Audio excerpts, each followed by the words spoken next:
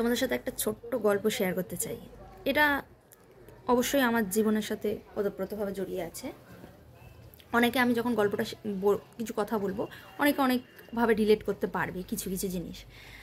তো একটা ব্যাপার হচ্ছে যে আমার শ্বশুরবাড়ি গ্রামে, মেদিনীপুর ঘাটালে। তো আর আমার বাপের বাড়ি কলকাতাতে। এবার আমি বিয়ে করার পর থেকে আমি শ্বশুরবাড়িতেই থাকি, যেটা কমন ব্যাপার হয়।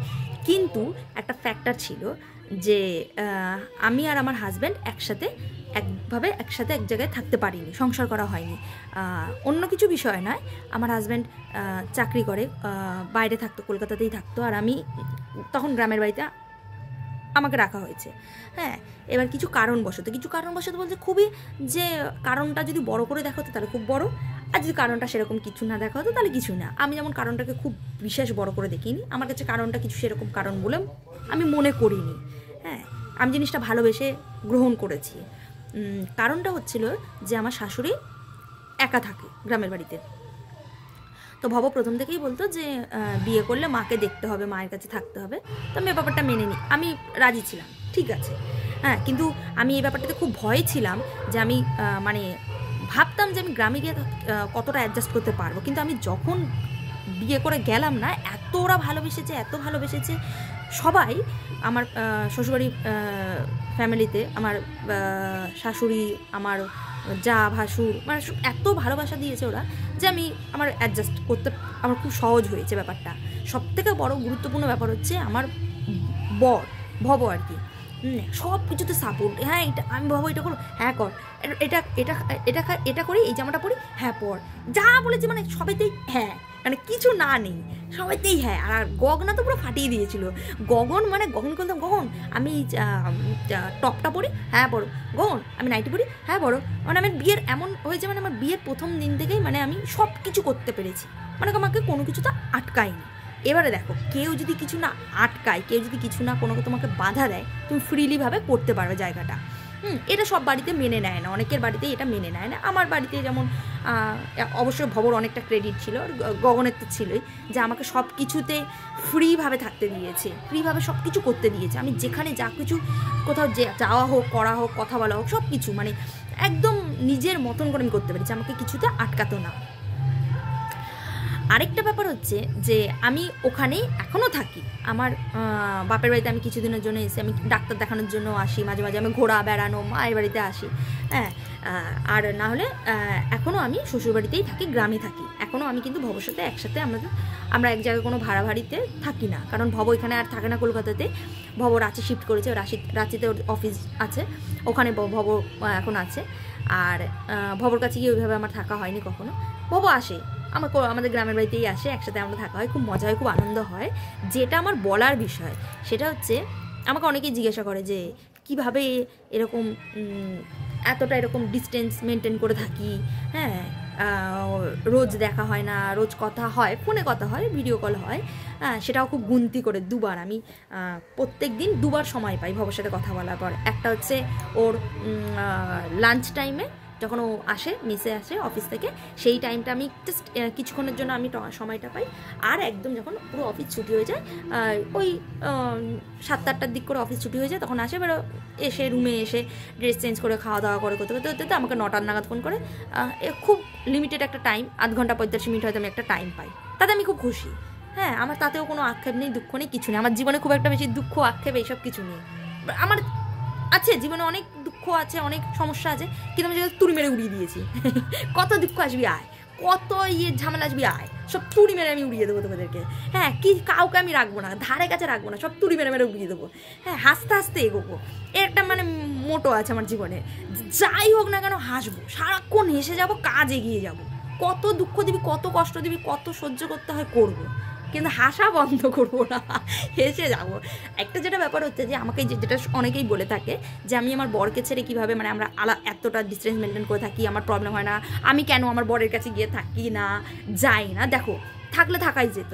হ্যাঁ, আমি থাকতে পারিনি। প্রথম ব্যাপার হচ্ছে, একদম যখন গেছি তখন দেখেছিলাম, আমি আগেও জানতাম যে গগন, মানে আমার শাশুড়ি একা থাকে। হ্যাঁ, তো শাশুড়ির সাথে থাকতে থাকতে এমন একটা বন্ডিং হয়ে গেছে না, যে আমি আর গগনকে গগনকে ছেড়ে দিয়ে যে আমি অন্য কোথাও আমরা আলাদাভাবে আমরা দুজন ভব আমি থাকবো, এটা আমি ভাবতেই পারি না। আর গগনকে যে নিয়ে বাইরে আসবো, কলকাতাতে এনে থাকবো বা বাইরে থাকবো, কোথাও আমি গিয়ে থাকবো, যে গগন আমার ঘর ছেড়ে ছেড়ে আসতে পারবে না। গ্রামীণ মানুষ যেরকম হয়, উনি ওনার দিক থেকে ঠিক, কিন্তু আমার দিক থেকেও আমি ঠিক যে আমার চাহিদাও যদি আমি করে থাকি যে আমি আমার হাজব্যান্ডের সাথে থাকতে চাই, এটাও কিন্তু ভুল নয়, এটাও অন্যায় নয়, এটাও ঠিক। আমিও আমার দিক থেকে ঠিক, যদি আমি চাহিদা করে থাকি সেটা বলে থাকি, সেটা আমি আমার দিক থেকে ঠিক, আবার গগনের দিক থেকেও ঠিক। মাঝখানে ফেসে যাবে ভব, সব ছেলেদের যেটা হয়, শুধু ভব বলে ভব নয়, সব ছেলেদেরই যেটা হয়। আমার ক্ষেত্রে ব্যাপারটা ঘটে গেছে কি, আমি শ্বশুরবাড়িতে থাকি গ্রামে, আর ভব কাজের সূত্রে বাইরে বাইরে থাকে, সেটা একটা প্রবলেম হয়ে গেছে। কিন্তু অন্যান্যদের ক্ষেত্রে যেটা হয়, হয়তো হাজব্যান্ড ওয়াইফ যেরকম আমি চারপাশে যেরকম দেখি, একই জায়গাতে থাকে, একই বাড়িতে থাকে, বাবা মা হাজব্যান্ড ওয়াইফ সবাই একসাথে থাকে, কিন্তু তারা একসাথে থাকতে চাইছে না, কিছু কারণবশত অ্যাডজাস্ট হচ্ছে না, তারা আলাদা চলে যেতে চাইছে, আলাদা অন্য কোথাও শিফট হতে, ফ্ল্যাট কিনে থাকতে চায়, ভাড়া ভাড়া থাকতে চায়, এটসেট্রা হতেই পারে, থাকতে চাইছে না একসাথে। হ্যাঁ, এবার সেই ক্ষেত্রে কি হয়, আমি করলেও সেটা করতে পারতাম, যথারীতি ভবর সাথে আমি থাকতে পারতাম, করিনি। একটা বড় কারণ হচ্ছে, খুব ইম্পর্টেন্ট একটা কারণ, যেটা আমি বুঝেছি, আমি আমার অভিজ্ঞতা দিয়ে বলছি, আমি যদি এইটা করতাম না, তাহলে ভবর কাজের কিছু উন্নতি হতো না। ভব শারীরিক দিক থেকে, মানসিক দিক থেকে খুবই মানে দুর্বল হয়ে পড়তো।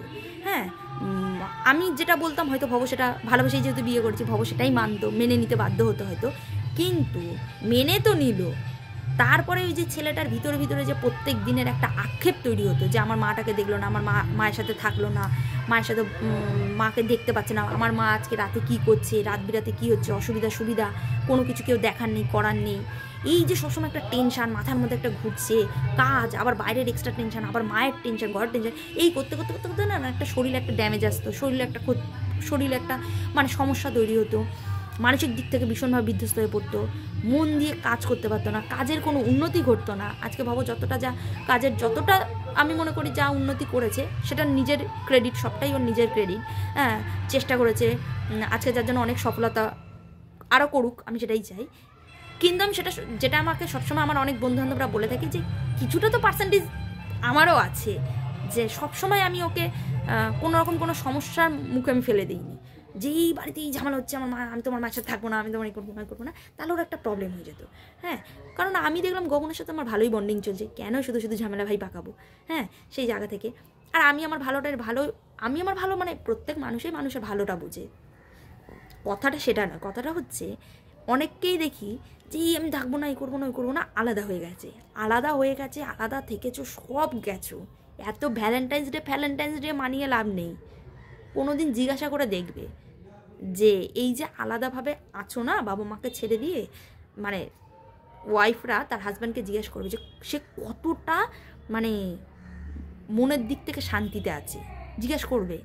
কখনো জিজ্ঞাসা করার দরকার নেই, যারা একটু বেশি এগুলো নিয়ে বোঝে, সেন্সিটিভ হয় না, তারা দেখলে বুঝে যায়। তোমাকে নিয়ে হয়তো আছে সে বাইরে ঠিকই, তোমাকে নিয়ে সব কিছু দিচ্ছে, করছে, আনন্দ দিচ্ছে, মানে করছে, ভালো জায়গায় রাখছে, ভালো খাওয়াচ্ছে, সোনা গয়না সব কিছু দিচ্ছে, কিন্তু কখনো তুমি কি বুঝে দেখেছো যে তার মনে কতটা কষ্ট হয়, যে তার বাবা মাকে তুমি থাকছো না, দেখছো না। কিছু কিছু ব্যতিক্রম হয় যে বাবা মার সাথে প্রবলেম হচ্ছে, থাকছে না, কিন্তু আমার মনে হয় যদি ছোটো ছোটো সমস্যাগুলোকে সমাধান করে নিতে পারো, তাহলে খুব ইজি হয়ে যেত হয়তো ব্যাপারগুলো। হ্যাঁ, তোমার দেখে মনে হচ্ছে ও আমার হাজবেন্ড তো খুব সুখী আছে, খুব ভালো আছে, খুব হ্যাপি আছে, সেটা তোমাকে দেখাচ্ছে, কিন্তু ভিতরে ভিতরে তার অনেক আক্ষেপ থাকে, সেগুলো কখনোই আমরা মেয়েরা সেইগুলো বোঝার চেষ্টা করি না, যে আমাদের স্বামীদের মানে আমার হাজব্যান্ডের কী আক্ষেপ হচ্ছে, কী দুঃখ হচ্ছে, কষ্ট হচ্ছে, কারণ ছেলেরা তো সেইভাবে দুঃখ কষ্ট বলেও না, কাঁদেও না, কিছুই করে না, যার জন্য তাদেরকে বোঝাও যায় না। এগুলো আমি আমার ইয়ে থেকে আমি বুঝতে পেরেছি।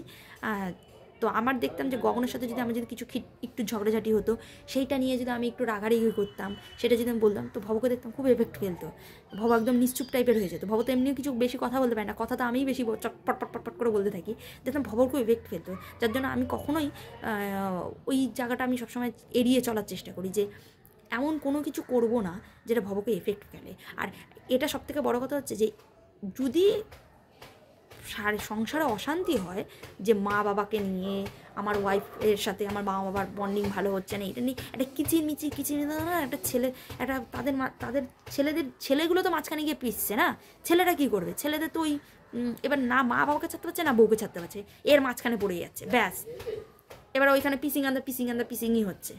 না তাদের কাজে মন বসবে, না তাদের ব্রেন ঠিকঠাক কাজ করছে, শরীর ড্যামেজ করছে, কাজের কিছু উন্নতি করছে না, কিচ্ছু হবে না।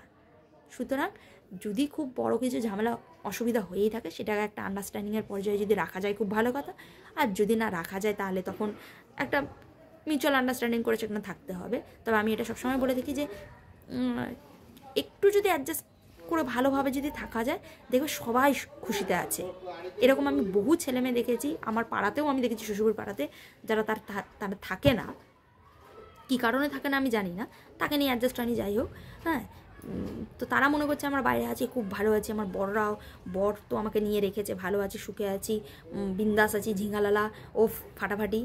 কখনো জিজ্ঞাসা করে দেখো তার মনের অবস্থাটা কি চলে, যে যখন এরকম দিনের পর দিন যখন তার মাকে যখন একা রেখে দিয়ে যখন এরকম তার বউকে নিয়ে চলে আসতে হয় না, তখন শুধু সেটাই ভাবে যে একটা যদি শরীর খারাপ হয়, একটা যে রাত বেরাতে কিছু হলে কে দেখবে, কে করবে, কিছু অসুবিধা হলে কে দেখবে, মা একা আছে, বাবা একা আছে, দিনের পর দিন একা থাকছে, একটা মাথার মধ্যে কাজ করতে থাকে। কখনো জিজ্ঞাসা করে দেখো, এত ঘটা করে বিভিন্ন দিন উদযাপন না করে, হ্যাঁ, বিভিন্ন দিন এই এই এই অমুক দিন, এই তমুক দিন, এই অমুক আসছে, তো সেই আসছে, প্র্যাকটিক্যাল ভাবনাগুলো ভাবো যে আমাকে কি করলে এই এই জিনিসগুলো আমার মানে বজায় থাকবে, আনন্দে থাকা যাবে, ভালো থাকবে।